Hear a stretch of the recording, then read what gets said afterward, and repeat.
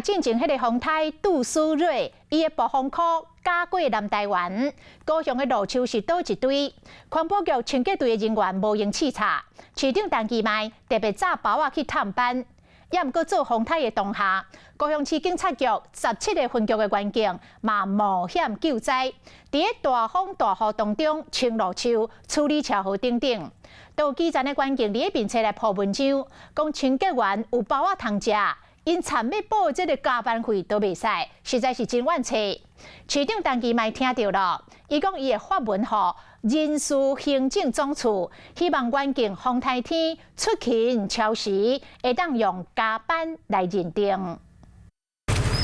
市长来啊，搁早小小包啊来甲因小酒问，感谢清洁人员伫咧风台天做工课，并且做事。谢市长，谢市长，谢市长。搁这群人赶快辛苦。树啊倒去，风雨救援协助通路，搁倒三共拼灯。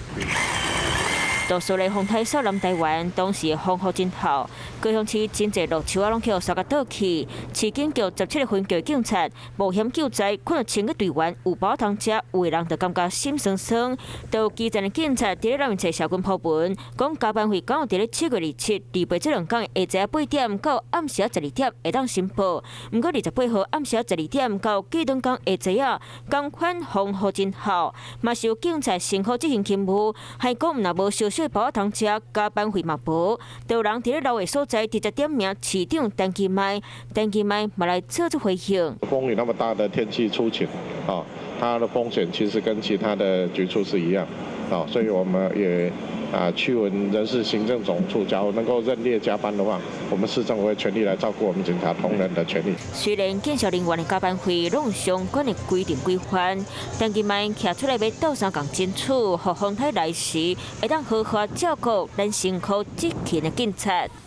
Hello， 我是郑慧良。想要抢先掌握最及时的新闻资讯吗？赶快订阅、按赞、开启小铃铛，锁定华视新闻的 YouTube 频道。